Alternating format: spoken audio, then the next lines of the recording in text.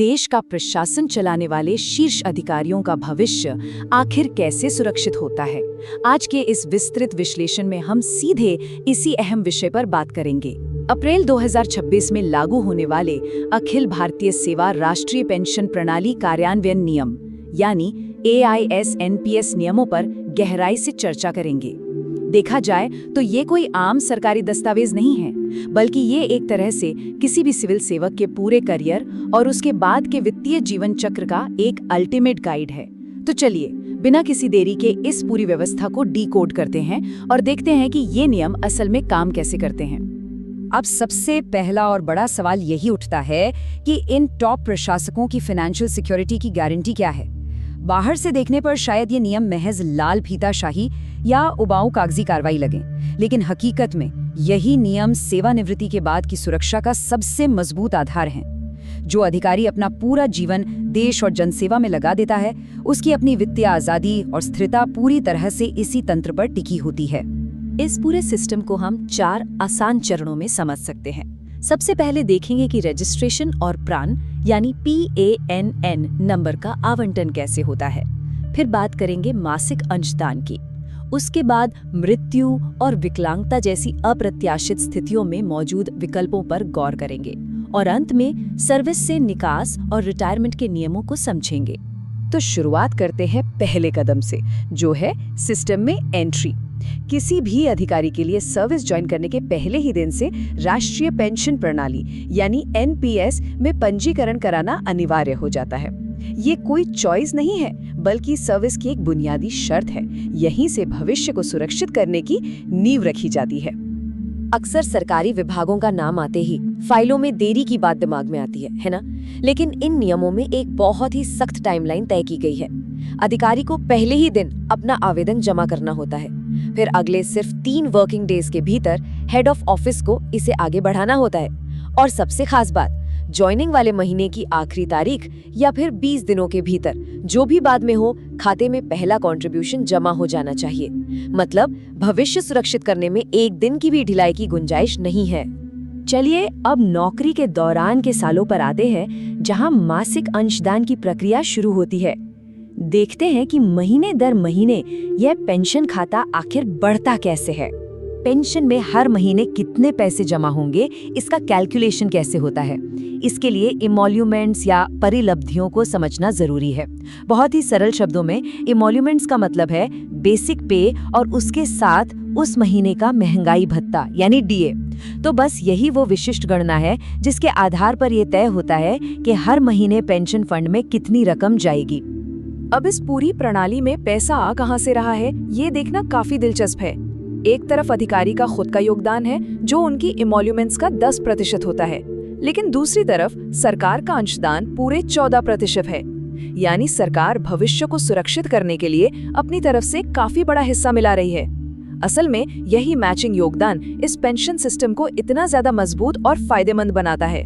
लेकिन खैर, करियर हमेशा एक सीधी लाइन में तो चलता नहीं, उतार चढ़ाव आते रहते हैं, और इसीलिए विशेष परिस्थितियों के नियम भी बिल्कुल साफ है। जैसे अगर बिना वेतन की छुट्टी है तो कोई अंशदान नहीं होगा। अगर सस्पेंशन का मामला है तो अंशदान निर्वाह भत्ते पर आधारित हो सकता है या उसे आगे के लिए टाला भी जा सकता है। पर सबसे बेहतरीन बात क्या है, अगर कभी प्रशासन की ओर से खाते में पैसे जमा करने में देरी होती है तो उसका नुकसान अधिकारी को नहीं उठाना पड़ेगा। ऐसे मामलों में सरकार को पब्लिक प्रोविडेंट फंड यानी PPF की दर से ब्याज देना पड़ता है। ये बहुत बड़ी गारंटी है। अब बात करते हैं मिड करियर सेफ्टी नेट्स की। जीवन का कोई भरोसा नहीं, कभी भी कोई अप्रत्याशित त्रासदी या गंभीर मेडिकल स्थिति आ सकती है। ऐसे मुश्किल वक्त में अधिकारी और उनके परिवार को कैसे सुरक्षा दी जाती है, आइए इसे समझते हैं। सर्विस ज्वाइन करते ही एक बेहद अहम फैसला लेना होता है। हर अधिकारी को फॉर्म 1 भरना पड़ता है। इस फॉर्म में ये चुनना होता है कि मृत्यु या अयोग्यता जैसी दुर्भाग्यपूर्ण स्थिति में परिवार को सामान्य NPS के लाभ मिलेंगे या फिर पुरानी पेंशन नियमावली जैसे AIS 1958 या CCS 2023 के तहत लाभ दिए जाएंगे। ये चुनाव पहले ही इसलिए करा लिया जाता है ताकि मुश्किल समय में परिवार बिना किसी कानूनी उलझन के तुरंत आर्थिक रूप से सुरक्षित हो सके।